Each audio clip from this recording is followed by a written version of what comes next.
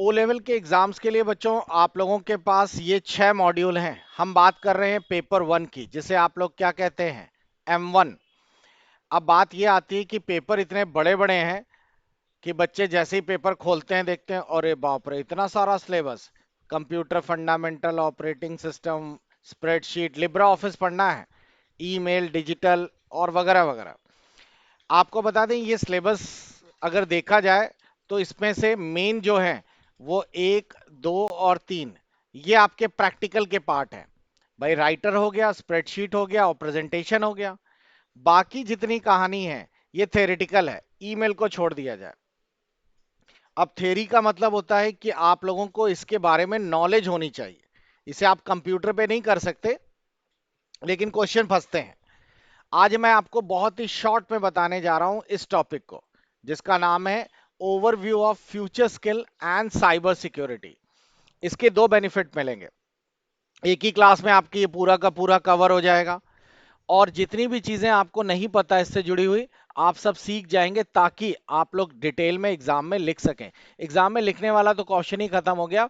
आज कल आपके पास एमसीक्यू है और एमसीक्यू बहुत ही इजी आता है इससे जुड़ा हुआ। चलिए देखते हैं कैसे होगा। सबसे पहला टॉपिक है आईओटी का परिचय। आईओटी के बारे में समझिए क्या होता है। जो लोग कंप्यूटर्स में फर्स्ट टाइम शुरू कर रहे हैं तो उनके लिए ये शब्द ही अलग है। इसका मतलब होता है इंटरनेट ऑफ थिंग्स। और इंटरनेट ऑफ थिंग्स का मतलब है कि जितनी भी फिजिकल चीजें हैं, भौतिक वस्तुएं हैं, जैसे कि आप लोगों के मान लेते हैं इलेक्ट्रॉनिक डिवाइसेस हो गए, एयर कंडीशन हो गई, वॉशिंग मशीन हो गई, जितने भी डिवाइसेस हैं, इन डिवाइसेस में हम लोग क्या करते हैं, सेंसर लगा देते हैं। और सेंसर लगाने के साथ साथ इनको इंटरनेट के माध्यम से एक दूसरे से कनेक्ट भी कर देते हैं, ताकि डेटा का आदान प्रदान कर सकें। और इस तकनीक को आज की डेट में हम लोग स्मार्ट डिवाइसेस भी कहते हैं। क्लियर? जैसे आपका स्मार्ट होम डिवाइसेस, फिर आगे आप लोगों को जो आज की डेट में औद्योगिक यानी कि इंस्ट्रूमेंटल डिवाइसेस हैं। आपको एक एग्जांपल से बड़े अच्छे से समझ आ जाएगा। मैं आपको आईओटी का एक एग्जांपल दिखाता हूं। आईओटी एग्जांपल्स, जैसे for example air condition, washing machine, इस तरह के एग्जांपल्स आज की डेट में बहुत सारे अवेलेबल हैं। अच्छा, आप लोगों ने एक एड देखा है, अमिताभ बच्चन का एक एड आता है एयर कंडीशन का। उसमें अमिताभ जी बोलते हैं अब मैं कहीं दूर से भी बैठे हुए अपने एयर कंडीशन को ऑन और ऑफ कर सकता हूं। तो वो एयरपोर्ट में बैठा होता है, वहीं से ऑन कर देता है, उसकी वाइफ परेशान होने लगती। कभी देखा है किसी ने ऐड? भाई तुम लोग कौन सी दुनिया में रहते हो? बहुत कॉमन सा ऐड है, लॉर्ड एसी का है। तो बेसिकली आज की डेट में आपके पास ये एसी है, एयर कंडीशन है। पहले के एयर कंडीशन क्या होते थे? पहले के एयर कंडीशंस आपके पास जो रिमोट होता था उसी से वहीं से ऑन हो सकते थे। अब क्या कर रखा है, अब थोड़ा सा चेंज कर दिया। इस एयर कंडीशन में आप लोगों के लगा दिया गया एक छोटा सा डिवाइस। इसे हम लोग कहते हैं आईओटी, या आज की डेट में आपके सिलेबस में भी है अर्ड्रीनो। ये डिवाइस लगा दिया गया। इस डिवाइस को वाईफाई से जोड़ रखा है। इसमें वाईफाई डिवाइस होता है जिससे इस पे जुड़ गया। अब जितने भी आपके एसी के अंदर पैरामीटर और सेंसर होते हैं, जैसे कि आपके एसी के अंदर थर्मिस्टर होता है जिससे टेम्परेचर पता चलता है, ठीक? तो वो सारी रीडिंग इसमें आने लगी। अब इस वाईफाई को, अपने जो वाईफाई डिवाइस है, इसको आपके लोकल राउटर से जोड़ दिया है। राउटर यानी कि घर पे लगा हुआ ये राउटर, इससे पेयर करा दिया गया। तो और ये जो राउटर है इस पे नेट तो होता ही है, इंटरनेट है इसमें। अब मान लीजिए कि आप घर के बाहर हैं, आपके मोबाइल पे भी नेट है। इसमें एक अकाउंट बना लिया जाता है, एक ऐप इंस्टॉल कर लिया गया। मान लो ये एसी है हमारा लॉर्ड का, तो लॉर्ड एसी का एक ऐप इंस्टॉल कर लिया गया और आपके डिवाइस को इसी में इंस्टॉल कर लिया गया। अब आप दुनिया के किसी भी कोने में हो, आपके फोन पे नेट है, तो आप यहीं से बैठे बैठे अपने फोन को ऑन करेंगे और अपना ऐप ऑन करेंगे और यहीं से ऑन ऑफ बटन दबाएंगे, तो वो इंटरनेट के माध्यम से होते हुए आपके घर में इंटरनेट के थ्रू होता हुआ आपका एसी ऑन कर देगा। आप यहीं से बैठे बैठे उसका टेम्परेचर कम ज्यादा करेंगे, घर वाले का टेम्परेचर कम ज्यादा होने लगेगा। इस पूरी चीज को हम लोग कहते हैं इंटरनेट ऑफ थिंग्स। अब इससे हमारा काम कितना आसान हो गया। आजकल ये आपने बहुत जगह देखा होगा, बहुत जगह इन द सेंस कि आप लोगों ने देखा होगा कि लोग अपने फोन से ही अपनी कार को ऑन कर लेते हैं, एसी ऑन कर लेते हैं। यहाँ तक कि आप लोग दूर बैठे ही कहीं और हो, वहीं से बोल लेंगे कि मेरे घर के बेडरूम की लाइट ऑन हो जाए, तो बेडरूम की लाइट्स ऑन हो गई। ये सारी चीजें पॉसिबल है इंटरनेट के थ्रू। तो इंटरनेट ऑफ थिंग्स जो है वो बेसिकली क्या करता है, डेटा कलेक्ट करता है आपका। और इसके लिए याद रखिएगा, आप लोगों के इंटरनेट ऑफ थिंग्स की जब हम बात करें, तो इसमें इंटरनेट तो इसीलिए वर्ड यूज हुआ क्योंकि इससे ही कम्युनिकेशन पॉसिबल है। और इसी के साथ साथ इस पर जितना भी डेटा है, वो डेटा हम लोग दूसरे डिवाइसेस पे शिफ्ट कर पा रहे हैं। इसको हम लोग कई मापदंड से यूज कर सकते हैं। आज की डेट में इसका इस्तेमाल बहुत ज्यादा हो रहा है। जैसे कि आप लोगों ने देखा होगा हेल्थ केयर में एक वर्ड सुना है आप लोगों ने, पेस मेकर। पेस मेकर जो है, जब किसी के हार्ट में ब्लॉकेज हो जाती है आर्टरीज, तो वहां पर पेस मेकर लगा दिया जाता है शरीर में। अब कभी उसके अंदर एक बैटरी होती है जिसकी कुछ समय तक लाइफ है। अगर बैटरी बंद, तो उसका हार्ट काम करना बंद कर गया पेशेंट का। तो इस चीज को कैसे किया जाता है, तो पहले क्या होता था, हार्ट अटैक आ जाता था, पेशेंट्स को लाया जाता था हॉस्पिटल। अब क्या हो गया है, डॉक्टर जो है उसके पास हर पेशेंट का रिकॉर्ड उसके मॉनिटर पे आ रहा है। वो बैठे बैठे देख पा रहा है कि कहाँ कहाँ उसके पेशेंट्स हैं और उनके पेसमेकर में कितनी बैटरी बची है, क्या स्टेज है। अगर किसी पेश में मान लीजिए पेशेंट की कोई बुरी स्थिति आती है, तो तुरंत उसके पास अलर्ट आ जाता है। तो ये हेल्थ केयर में बहुत काम आने लगा है। तो आईओटी क्या है, एक ऐसा फिजिकल डिवाइस है जो डेटा को एक्सचेंज करता है। भले वो आपके स्मार्टफोन्स में हो, स्मार्ट हाउस में हो, हेल्थ में हो, इंडस्ट्रीज में हो, और भले वो रिमोटली उससे कंट्रोल किया जा सके। तो इसका यूज समझ आ गया सभी को। आप लोग जरा दिमाग लगाओ, कहाँ कहाँ आपने आईओटी के बारे में सुना या देखा है। आज के डेट में इसका इस्तेमाल इतना ज्यादा, अमेजोन में इतने डिवाइसेस आ गए हैं आईओटी से कि आप घर बैठे अपने घर की लाइटें चेंज कर सकते हैं, एम्बियंट चेंज कर दें। टेम्परेचर एसी मैंने बता ही दिया, वॉशिंग मशीन, यही सब है। माइक्रोवेव में भी आईओटी लगा दिया गया। यहीं से बैठे बैठे आपको अभी पता चल रहा है कि ओहो अभी हम घर पहुंचेंगे 9 बजे, तब खाना गर्म करेंगे। लेकिन हम लोग अमीर आदमी हैं, हम पहुंचे तो वहां टाइम नहीं कम होना चाहिए, तो हमने कार से ही माइक्रोवेव ऑन कर दिया, टाइम लगा दिया, माइक्रोवेव में पिज्जा गर्म हो गया, तैयार है, सुबह पहुंचते ही वहां पे खा लिया। आज की डेट में ये सारी चीजें आपके यूं कहिए कि जो हमारे किसान हैं उनके लिए भी बहुत तेजी से इस्तेमाल हो रही है। इनमें आईओटी के लिए मैं आपको दिखाता हूं कि आपके पास मॉइस्चर सेंसर लगा दिए गए। मॉइस्चर सेंसर ये रहे, देखिए इस तरीके के सेंसर होते हैं, ये जमीन में डाल दिए जाते हैं और आपके जमीन की उर्वरक शक्ति कितनी है, कितना मॉइस्चर है, कितना उसमें फास्फोरस है, कितना क्या, वो सारा डेटा आपके मॉनिटर पे आता रहता है, या फोन पे चाहिए तो फोन में आ जाएगा। तो इनसे उनको पता चल जाता है कि फसल का ये पार्ट खराब होने वाला है, तो वहां पर वो अपना ध्यान रख सकते हैं। ऐसे क्या होगा, पूरे खेतों में जा जाके रोज देखना पड़ेगा। और आजकल इसके साथ साथ एक्चुएटर भी एक लगा दिया जाता है। एक्चुएटर वर्ड क्या समझिए, सेंसर का मतलब तो आपको समझ आ गया होगा कि सेंसर जो है वो डेटा रिसीव करता है। ये देखिए इसमें ये जो लगा है ये मॉइस्चर सेंसर है। मॉइस्चर सेंसर ने डेटा रिसीव किया। ये छोटा सा जो देख रहे हैं, यही एड्रीनो आईओटी डिवाइस है। इतने में ही सब हो जाता है, इसी में वाईफाई ब्लूटूथ सब है, इसी में डिवाइस लगा दिया गया और अब डेटा आपके पास पहुंचने लगा। अब आपने इसी के बगल में लगा रखे हैं फनल। फनल जानते हैं, जिससे कि वाटर फनल्स हैं, दिखाता हूं मैं, इसे स्प्रिंकलेट भी कहते हैं, जो स्प्रिंग करते हैं, स्प्रिंकलर। ये रहा, देखिए ये रहा। तो जैसे ही आईओटी डिवाइस से उनको मिला कि अच्छा इस जगह की जो है जमीन सूख रही है, तुरंत स्प्रिंकल और हो गया और वहां की जमीन में बरसात या यूं कहिए पानी फेंकने लगा। किसी को कुछ करना ही नहीं है, ऑटोमेटिकली सब कुछ होने लगा, बस आप बैठ के मॉनिटर करते रहो। तो आईओटी का मतलब सभी को क्लियर हो गया। इसका पूरा डिटेल प्रैक्टिकल के साथ आपका M4 में है सिलेबस। दूसरा आता है आपके पास, वो है big data analysis. Big data analysis ये क्या होता है, it involves large data sets, जैसे कि बड़ी मात्रा में आपके पास आंकड़े हैं, और ये आंकड़े जो हैं, उन आंकड़ों को आप लोगों को पैटर्न, रुझान पहचानना, भविष्यवाणी करना, ये सारी चीजें आप करने में सहायता करता है। जैसे आज की डेट में आप कैसे पता कर सकते हैं कि कौन सा स्टॉक या शेयर बढ़ने वाला है? लोग भविष्य नहीं, भविष्यवाणी कर देते हैं कि ये वाला स्टॉक खरीद के रख लो। तो ये जानकारी कैसे पता चली? ये जानकारी पता चलती है उस शेयर के पिछले कई सालों के रिकॉर्ड और पैटर्न को देखते हुए। तो आज की डेट में कंप्यूटर्स जो है वो बिग डेटा का एनालिसिस करता है। अब जैसे कंप्यूटर कैसे पहचानेगा, या फिर हमारे यहाँ करोड़ों लोग, यूं कहिए कि हमारे यहाँ करोड़ों लोग बैंक के ट्रांजेक्शन्स करते रहते हैं, पैसे का आवागमन करते रहते हैं। बैंक के ट्रांजेक्शन्स अगर आप करते हैं तो कंप्यूटर ऑटोमेटिकली छांट देता है उन ट्रांजेक्शन्स को जिस पर उसको संदेह होता है।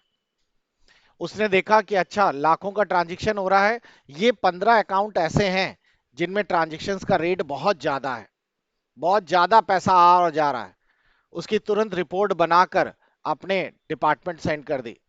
किसी को कुछ करना नहीं है, ये ऑटोमेटिकली फिल्टर कर दिया उसने।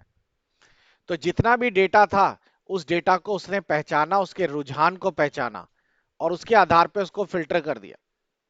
तो जितने भी आपकी आजकल की डेट में इनकम टैक्स, एडी और ये दुनिया भर की एजेंसी है, उनके पास डेटा ऐसे ही पहुंच जाता है। आप एक एग्जांपल देखना चाहते हैं, आप कोई लग्जरी गाड़ी खरीद लीजिए, आप एक मर्सिडीज खरीद लीजिए, कैश जाइए बोरी में पैसा लेके वहां दे आइए, और आप बोलिए कि लो लाओ कार लाओ।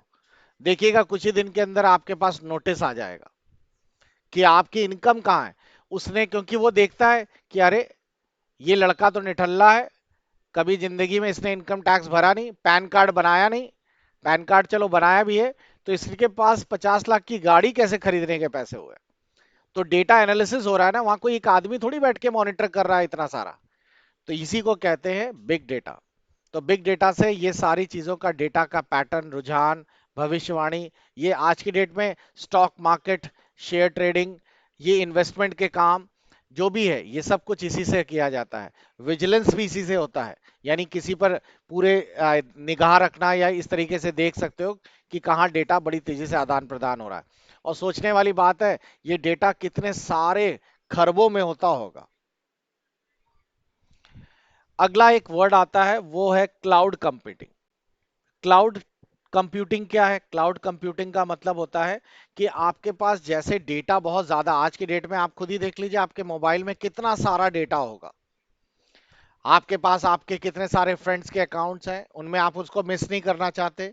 आपके पास अपने सोशल नेटवर्क के कितने सारे अकाउंट्स हैं, यूट्यूब पर कितने सारे डेटा है, आपका अपना पर्सनल डेटा कितना सारा है। इन सारा डेटा को आप चाहते हैं कि हम आज भी देखें, कल भी देखें, पिछले 10 साल पहले का भी डेटा आप देख सकते हैं। तो ये डेटा कहीं ना कहीं तो सेव हो रहा है ना। तो ये डेटा कहां पर स्टोर किया जाए, उसके लिए बनाया गया है एक ऐसी सुविधा जिसमें इंटरनेट के माध्यम से data store, server, basis, networking और सॉफ्टवेयर जैसी कंप्यूटिंग सेवाओं को प्रदान करता है। और इससे आप कहीं पर भी अपना डेटा एक्सेस कर सकते हो। इसका फायदा क्या होता है? मान लीजिए कि जैसे आपके पास अकाउंट्स हैं, हमारे पास एक कंप्यूटर है, और इस कंप्यूटर में हम लोग अकाउंटिंग मेंटेन करते हैं। अब अगर आपको मान लीजिए शर्मा जी का बैलेंस चेक करना है, तो आपको ऑफिस आना पड़ेगा ना, और यहीं से आके आप बैलेंस चेक कर सकते हो।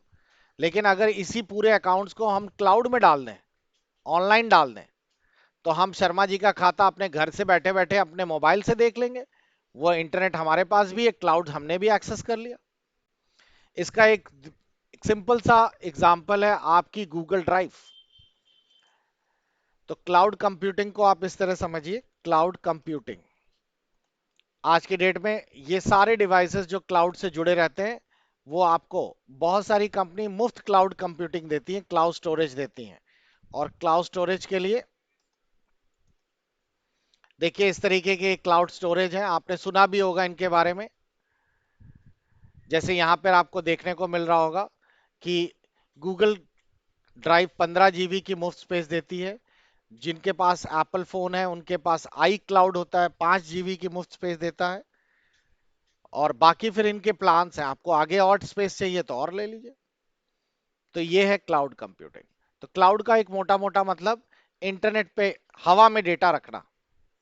हवा का मतलब वही क्लाउड, सर्वर्स पे डेटा रखना। अगला है हमारे पास वीआर। आप लोगों में अगर गेमिंग का कोई शौकीन है तो ये जरूर जानता होगा, वर्चुअल रियलिटी।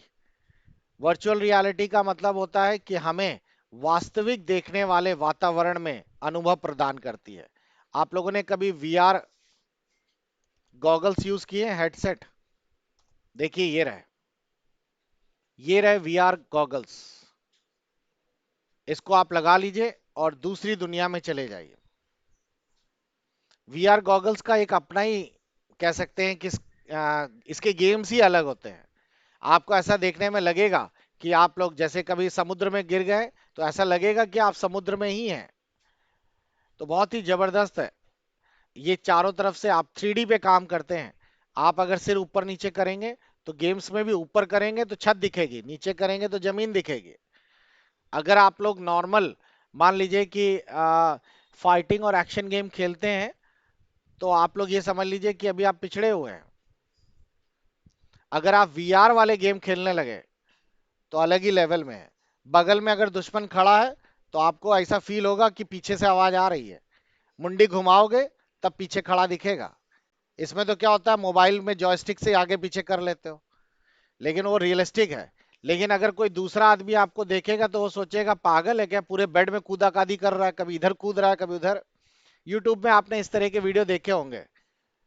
तो वर्चुअल रियलिटी है वीआर पर। इसमें एजुकेशन वगैरह में समझने में बहुत ही बढ़िया रहता है। देखिए वीआर के ऊपर बनाया गया है, बिल्कुल 3D में आपको ऐसा लगेगा कि हम वाकई उस जगह पर हैं। तो ये लोगों को वास्तविक वातावरण देने के लिए यूज किया जाता है। गेमिंग, शिक्षा, परीक्षण, इन सब में यूज होता है। एआई के बारे में अब क्या ही बात करें। एआई तो आज की डेट में हर जगह घुस गई है। आर्टिफिशियल इंटेलिजेंस एक ऐसा कंप्यूटर जिसके पास अपने खुद का दिमाग है।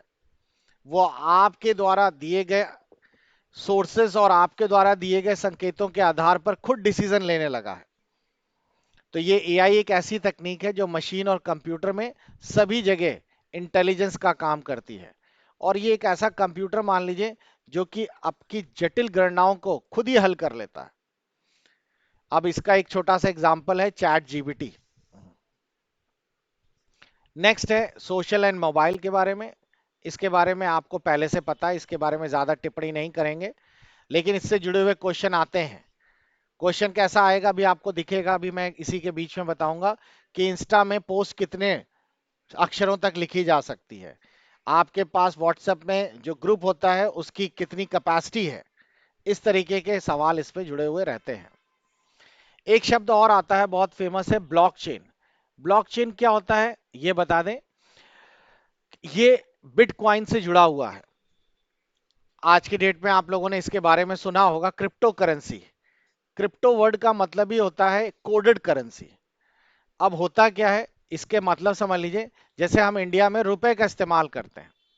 रुपए में क्या प्रॉब्लम है, ये सारी करेंसी गवर्नमेंट के हाथों में है। अगले दिन मोदी उठे, पता नहीं क्या मूड हुआ उनका, उन्होंने कहा मित्रों कल से 500 बंद। अब लियो हम लोग तो बैठे ही रह गए, कमाए हम, बंद वो कर दे। तो हमने मोदी जी से पूरा का पूरा कंट्रोल ही छीन लिया। हमने कहा हमारी अपनी खुद की करेंसी है क्रिप्टो करेंसी, इसमें किसी भी देश का कोई लेना देना नहीं। और ये करेंसी वर्चुअल है, यानी कि ऐसा नहीं कि करेंसी नोट के तरह वॉलेट पे लेके घूमो। इस करेंसी को हम लोगों ने क्या कर दिया, क्लाउड में या फिर अपने वर्चुअल वॉलेट में डाल दिया। अब आज की डेट में खूब सारी क्रिप्टो करेंसी चल रही हैं, आप लोगों ने सुना भी होगा, बहुत सारी क्रिप्टो करेंसीज हैं। इन करेंसीज में क्या होता है, इन करेंसीज, लेकिन बात यह आती है कि कौन एक आदमी, कोई ना कोई तो ऐसा हो ना कि जो इन करेंसी के ऊपर कंट्रोल करे। पता चला आपने आज एक बिटकॉइन खरीद लिया, अब एक बिटकॉइन आज की डेट में 40-50 लाख का होगा। फिर दूसरे आदमी को आपने उसका 0.2 कर बिटकॉइन दे दिया, तो ये बिटकॉइन किसको दिया है, किससे लिया है, इसका एक लेजर बनाना पड़ता है, एक खाता होगा। और ये खाता एक आदमी के पास नहीं होगा, जितने भी उस चेन से जुड़े हुए लोग होंगे उन सब के पास ये बिटकॉइन का लेजर होगा, जिससे कोई भी आदमी अगर किसी भी लेजर में टेम्पर करता है तो सबको उसके बारे में पता रहेगा। तो ब्लॉकचेन क्या है? एक ऐसी लेजर टेक्निक है जिससे डेटा को ब्लॉक्स में संग्रहित किया जाता है। ब्लॉक्स का मतलब है कि छोटे छोटे पार्ट्स में, और क्रिप्टो करेंसी के माध्यम से सुरक्षित किया जाता है। इसका उपयोग क्रिप्टो करेंसी में, बिटकॉइन में किया जाता है। क्लियर हो गया? तो ब्लॉकचेन कुछ नहीं, आपके ट्रांजैक्शंस को अलग अलग खातों में रिकॉर्ड रखने की प्रक्रिया है। एक तरह से समझ लीजिए, आपको एक आसान तरीके से मैं इस तरह समझा देता हूं कि आपके यहां पर आप गए लाला के यहां पर, ठीक, लाला आपके घर में है, घर के पास में लाला रहता है। उससे आपने कहा लाला हमें 5 किलो पनीर दे दो, आपने 5 केजी पनीर ले लिया, ठीक। लाला ने कहा 200 रुपए के हिसाब से 1000 रुपए का पनीर हो गया। अब ये जानकारी किसके पास है? ये जानकारी आपके पास है और लाला के पास है, कि लाला ने कहा मिस्टर एक्स से 1000 रुपए लेने हैं। मान लो लाला जो है बहुत चालाक है, लाला सो लाला, मिस्टर एक्स का देहांत हो गया और वो गए। अब यहां मिस्टर एक्स की वाइफ है ये, मिसेस वाई। लाला चालाक, लाला पहुंच गया, अरे वो आपके पति आए थे, 50 किलो पनीर लेके गए थे। तो मिस्टर वाई कैसे पता कर पाएंगी? उनके पास तो कोई रिकॉर्ड ही नहीं है। तो ये जो है ये पीयर टू पीयर ट्रांजेक्शन है। इसकी जगह ऐसा होता कि यहां पर हम लोग पंचायत के 5 पंच बना देते। ये पंचायत का A B C D E, इस तरीके से 5 6 लोग हैं। अब लाला जो भी ट्रांजेक्शन करेगा उनकी कॉपी इनके पास भी जाएगी, कि लाला ने 5 किलो पनीर मिस्टर एक्स को बेचा। इसने कहा हाँ बेचा बेचा बेचा, सबने सेव करके रख लिया। क्या लाला अब जो है चालसाजी कर सकता है? नहीं, क्योंकि लाला जो है अपने लेजर में चालसाजी करेगा, इनके उसमें थोड़ी कर पाएगा। तो ये सारा लेजर जो है वो ब्लॉकचेन से जुड़ा हुआ है। आगे सभी को समझ में? नेक्स्ट है इसके बाद वो है 3D प्रिंटिंग। ये तो एक अलग ही लेवल का प्रिंटिंग होती है। दिखाते हैं तुम लोगों को 3D प्रिंटर। अब आज के लोग डेट में कोई भी आदमी पेपर पे प्रिंटिंग करने का यकीन नहीं रख रहा। देखो 3D पे प्रिंट करने लगे। ये यूट्यूब में देखोगे तो बड़ा इंटरेस्टिंग वे में दिखेगा आपको। आपने डिसाइड किया कि हम लोग एक मोबाइल कवर बनाएंगे। अब देखो मोबाइल का कवर आप बनाना चाहते हो इस तरीके का, लेकिन वाकई आपका कवर दिखेगा कैसे? आप बड़ी बल्क में करने जा रहे हो, तो उसके लिए सबसे बढ़िया है 3D प्रिंटर खरीद लो। 3D प्रिंटर में आपकी एक कॉइल लगी रहती है। देखो इस तरीके की कॉइल आती है। इसको, ये प्लास्टिक के फाइबर्स होते हैं, और 3D प्रिंटर में जाते हैं, वहां गर्म हो होकर वो एक शेप दे देते हैं, पूरा आकार दे देते हैं, और बस उससे कोई भी शेप बना लो, 3D प्रिंटर से प्रिंट करा लो किसी भी तरह का। बस देखो जैसे ये स्टैचू बनाए, ये बनाए, ये सारी चीजें आपके 3D प्रिंटर से तैयार हो जाती हैं। तो ये थोड़ा सा अलग ही लेवल का है प्रिंटिंग। तो ये होते हैं 3D प्रिंटर। तो 3D प्रिंटर जो है वो आज की डेट में 3 डायमेंशनल फिगर्स बनाने में काम आते हैं। छोटे छोटे के चिकित्सा के उपकरण बनाने हैं, प्रोटोटाइप बनाना। प्रोटोटाइप का मतलब है आप लोग छोटी सी प्रिंट आउट निकाल के देखना चाहते हो कि वाकई ये कैसा दिखेगा, पेपर पे नहीं समझ आएगा ना, इसी तरीके से। और उसके बाद है रोबोटिक्स।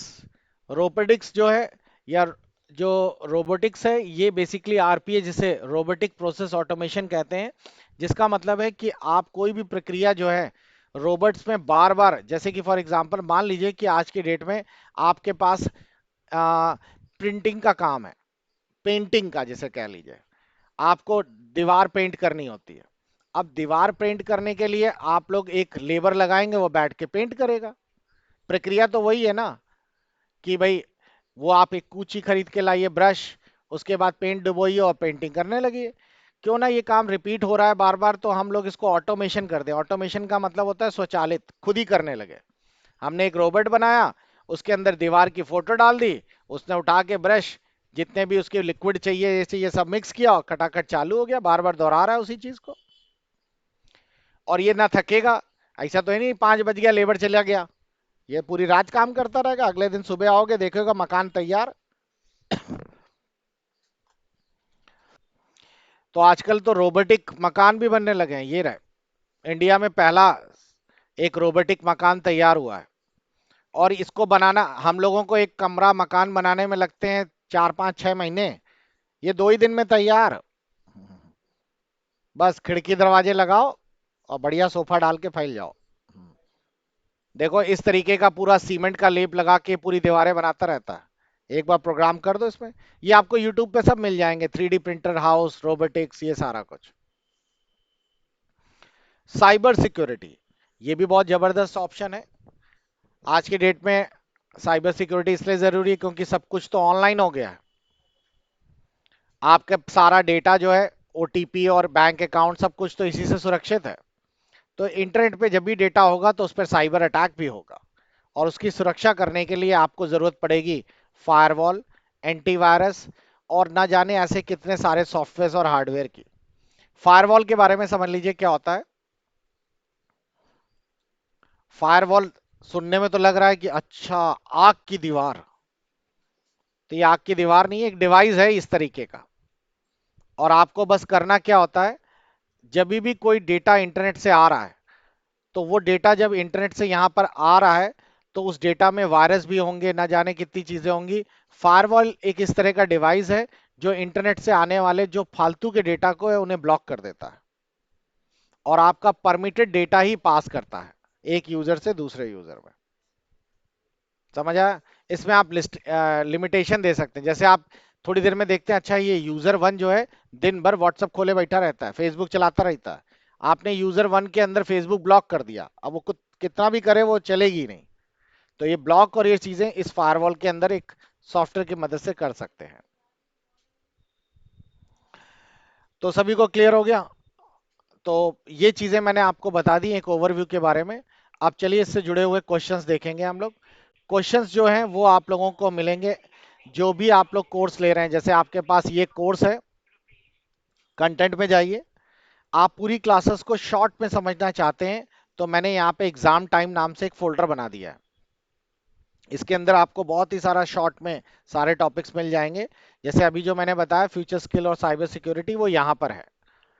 अब आपको इसी से जुड़े हुए एमसीक्यूज मिल जाएंगे, आप लोग ये एमसीक्यूज उठा लीजिए और चैप्टर वाइज एमसीक्यूज से चालू करिए। तो सबसे पहले एमसीक्यूज उठाते हैं हम लोग साइबर सिक्योरिटी का ही, ये रहा, फ्यूचर इन साइबर सिक्योरिटीज। इससे जुड़ा हुआ हम लोग एमसीक्यूज देखते हैं। तो बच्चों नेक्स्ट क्लास में आप लोग ये एमसीक्यूज वाला जो खोल के रखा है, इसके अंदर आप लोग ये चैप्टर 9 फिनिश कर लीजिएगा।